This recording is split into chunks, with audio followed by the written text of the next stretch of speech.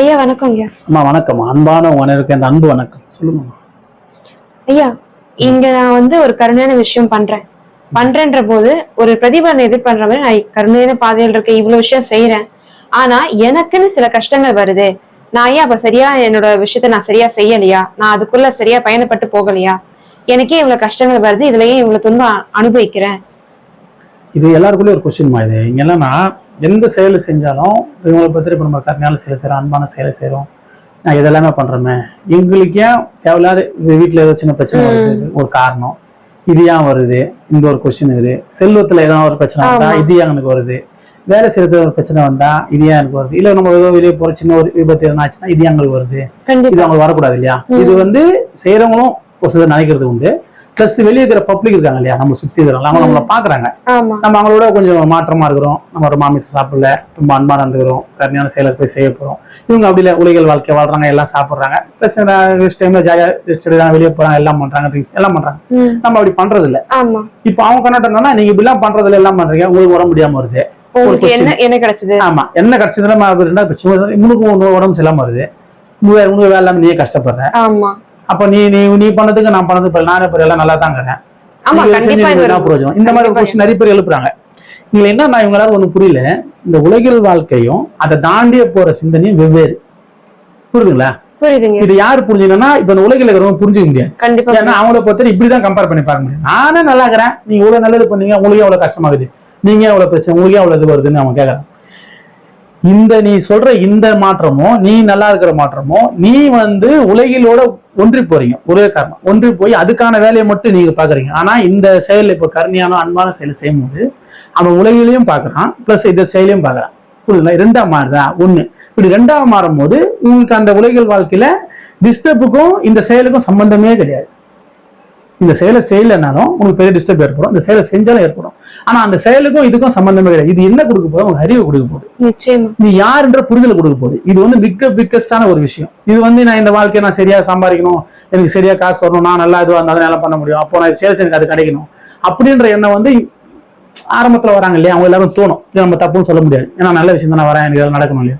நீ எதுக்கோசம் வரேன்னா, நீ யாருன்ற அறிவு பெறத்துக்கு வர, இந்த உடல்ன்றது நான் இல்லைன்றதை புரிஞ்சுக்கிறதுக்கு வர புரிஞ்சுக்கணும். ஏன்னா இவங்க எல்லாம் என்னன்னா, வெறும் இந்த உலகளோட நானும் குழந்தை கூட்டி சந்தோஷமா இருக்க இல்லையா, எனக்கு பணத்தை எல்லாம் பண்றேன், எனக்கு இல்லையே, அவர் எதுவுமே பண்ண அவர் வருது, அவர் உலகில் வாழ்க்கை வாழ்றாரு. புரியுதுங்களா? அவர் சந்தோஷமா இருக்காருன்னா சந்தோஷமா இல்லை, உங்க பார்வைக்கு சந்தோஷமா தெரியாது, அவருக்கு எந்த அறிவுமே கிடையாது.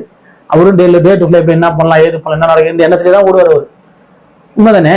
அது எந்த சந்தேகமும் இல்லை. ஆனா நீங்க பார்க்கும்போது அவர் குடும்பத்தோட இருப்பாரு, ஏதோ போவார். உங்களுக்கு ஏன்னா உங்களால ஒரு விஷயத்த நிறைய புரிஞ்சுக்க முடியும்.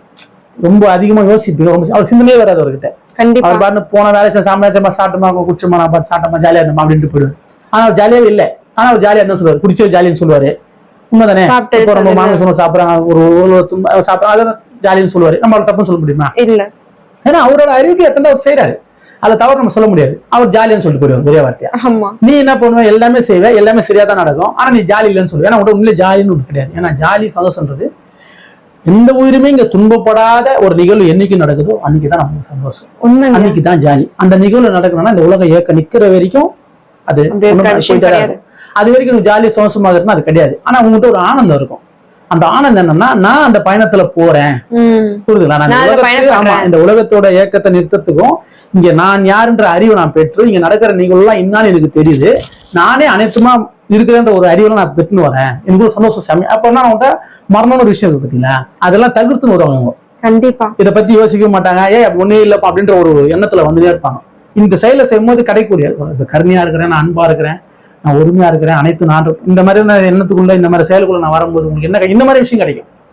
இப்ப அதுல அப்படி கிடையாது. எப்போ உங்களுக்கு என்ன வரும்னு தெரியாது, எத்தனை ஒரு வழி வந்தா உங்களால தாங்க முடியாது, மரணம் வந்தா இன்னும் அவ்வளவுதான், இது என்ன பண்ணமோ நம்மளால முடியாது. ஆனா இந்த செயல்ல உங்களால எல்லாத்தையும் எதிர்கொள்ள முடியும். ஏன்னா பெரிய தன்னம்பிக்கை தைரியம் இருக்கும், யாருன்ற புரிதல் இருக்கும். என்ன எல்லாமே கனவுன்ற அளவு கூட அறிவு வந்துடும் உங்களுக்கு, உங்களை லேசாயிக்கும். இவங்க என்ன பண்ண, உங்க எல்லாருக்கும் உங்களை இப்போ இந்த உலகில் இருக்கிறவங்க எல்லாரும் இவங்க காப்பாங்க, ஒன்னால பண்ண மாட்டாங்க. புரியுது நான் சொல்றது? இவங்களே உனக்கு உதவி பண்ற அளவுக்கு சொல்ல உங்களுக்கும் தெரியும் அது. ஆனா நீங்க நேரம் வரும்போது நீங்களும் உலகில் இருக்கிறவங்க நம்மள பேசுவாங்க, நம்மளே ஒரு சிலர் கொஞ்சம் பக்குவத்துல போ, அதெல்லாம் அவங்க சொல்லுவாங்க நான் எல்லாம் பண்ணேன், எனக்கு எதுவுமே நடக்கல, இன்னும் அவங்க அதெல்லாம் ஊறி வரல. ஆனா அதுக்கும் உலகிலுக்கும் நீங்க சொல்ற இந்த ஆன்மீக இந்த நீங்க யாருன்ற புரிதலுக்கும் இங்க அனைத்துமா நம்மளா இருக்கின்ற அறிவுக்கும் நான்ன்ற ஒரு பொருளே இல்லைன்ற உணர்வுக்கும் சம்பந்தம் இல்லை. இது விளையாட்டுல நடக்கிற ஒரு நிகழ்வு. நீ இந்த விளையாட்டே வேணான்னு விளையாட்டை தாண்டி போறதுக்கான ஒரு பாதைக்குள்ள பயணப்படுற. அப்போ பயணப்படும் போது இந்த நிகழ்வு இது ஜாயின் பண்ணக்கூடாது. இது வேற அது வேற இது வேற. இது என்னோட அறிவும் நான் இதோட நான் அனைத்துமா இருக்கிற அறிவுக்குள்ள போறதுக்கான இது இந்த உலகிலுக்கானது. இந்த உலகிலுக்கானது நடக்கும் போது எல்லா விதமான ஏற்றத்தாழ்வோடு தான் அது நடக்கும். இது முக்கியமா இந்த செயல்ல இருக்கிறவங்க கொஞ்சம் புரிஞ்சுக்கணும். நிச்சயமாங்க. ஆனா அதை எதிர்கொள்ள முடியுமா? எதிர்கொள்ள முடியும். அளவுக்கு மேல நம்பிக்கை இதெல்லாம் ஒண்ணுமே இல்லை. ஆமா உண்மைதான். இது ஒண்ணுமே இல்லைன்றது அந்த பக்குவம். உங்களுக்கு அந்த பக்குவம் வந்து அவங்களுக்கு அந்த வசதியில வராது. பக்குவம் இல்லாதவங்களுக்கு தான் என்ன பண்ணா அந்த மாதிரி டிஸ்டர்ப் பண்ணலாம் தாங்க முடியும். நான் எல்லாம் பண்றேன் என்னெல்லாம் வருது அப்படின்னு கேட்டு இதை விட்டு அதுக்கு டைவர்ட் ஆயிடுவாங்க. நம்ம கொஞ்சம் பதனமா போய் பார்க்கலாம் அப்படின்ற மாதிரி அப்படி போக கூடாது. ஏன்னா இதுதான் மூலம், இதுதான் முடிவு. இதோட திருப்பி இந்த ஜானருக்குள்ளே வராத உருவாக்க போகுது. கண்டிப்பா. ஆனா உனக்கு இந்த கடினத்தெல்லாம் ஏத்துக்க முடியல. ஆனா நீ கொஞ்சம் இதுலயே தான் சொல்லணும், எதா இருந்தாலும் ஊற வரைக்கும் இருக்கணும். கொஞ்சம் அதுல ஊறிட்டேன்னா அதுக்கப்புறம் எது பண்ணாலும் தொட்டு வெளியே வர மாட்டேன். எதுக்கு நீ டிஸ்டர்ப் ஆக மாட்டேன். ஏன்னா அறிவு வந்துடும் உங்ககிட்ட. ஏன் இங்க எதுவுமே ஒண்ணு இல்ல. எவ்வளவு அப்படியே திருதாக டக்கு நாட்டத்தான் இறந்துடுறான் நம்மளும் பாக்குறோம். எவ்வளவு பெரிய தொழிலதிபர் இருந்தாலும் ஒண்ணும் கிடையாதுன்னு தெரியுது. ஏன்னா எந்த சமயத்துல என்ன நடக்கும் உங்க எல்லாருக்கும் தெரியாதுன்னு உங்க எல்லாருக்கும் தெரியும். அப்ப அந்த மாதிரி இடத்துல நம்ம வாழும் போது இந்த வாழ்க்கையில் இந்த தேகத்தோட நம்ம வந்திருக்கிறோம். இந்த தேகன்றது நீ யாருன்ற அறிவை பெறத்துக்கும் நீங்க அனைத்துமா நம்மளதான் இருக்கிற புரிதலை பெறத்துக்கும் ஒருமை குணத்தை வளர்த்ததுக்கும் அன்பு வளர்த்துக்கு தான் தேகம் வச்சுக்குது. ஏன்னா நீ முழுமையான இன்பத்துக்குள்ள போயிடணும். சும்மா நீ வர இன்பம் சிற்றின்பமா நம்ம நீ சந்தோஷமா இப்படி போறதுக்குலாம் இது கிடையாது. நீ முழுமையான இன்பத்துக்குள்ள போகணும். முழுமையான இன்பத்துல எல்லாத்தையுமே கூட்டு போற அளவுக்கு ஒரு தகுதி உள்ள ஒரு தேகம் இது.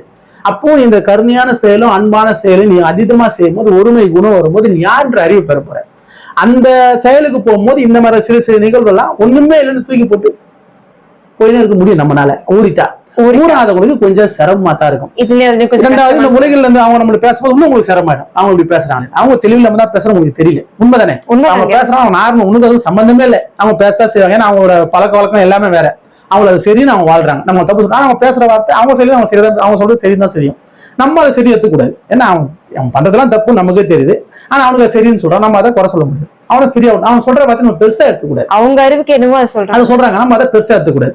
ஊராத ஒருத்தவங்க அதை பெருசா எடுத்துக்கிட்டு வாய்ப்பு இருக்குது. இது இவங்க எல்லாம் இந்த செயல செய்யறவங்க கொஞ்சம் ஆழ்ந்து புரிஞ்சுக்கணும். நம்ம அந்த மாதிரி நம்ம டிஸ்டர்ப் ஆகிறோம். நம்ம இந்த செயல இன்னும் கொஞ்சம் ஊன்றி வரணும். ஒண்ணு. ரெண்டாவது இதுக்கும் நம்ம உலகளுக்கும் இது வந்து உலகில் இருந்தா நம்ம இப்படிதான் இருக்கணும் அப்படிலாம் கிடையாது. இங்க எது ஆயினும் சரியா நடக்கும். எல்லாமே மாற்றத்தை நோக்கிய பயணம். எந்த மாற்றமும் ஏற்றத்தை நோக்கிய பயணம். எந்த மாற்றமும் முடிவை நோக்கிய பயணம். எந்த மாற்றமும் இறுதியை நோக்கிய பயணம். எல்லா மாற்றமும் நித்தியமான இன்பத்துக்குள்ள நீங்க போறதுக்குள்ள பயணம் தான் வரப்போகுது. இதை நீங்க ஊறும் போது புரிஞ்சிடலாம். புரிஞ்சுக்கலாம் சொல்றது? ஊறும் போது அதை புரிஞ்சுக்கலாம். புரிஞ்சுக்கிட்டா இங்க மரணம்னு ஒண்ணு இல்லை. புரிஞ்சுக்கலாம் சொல்றது? இந்த ஏக்கம்னு ஒண்ணு இல்லை.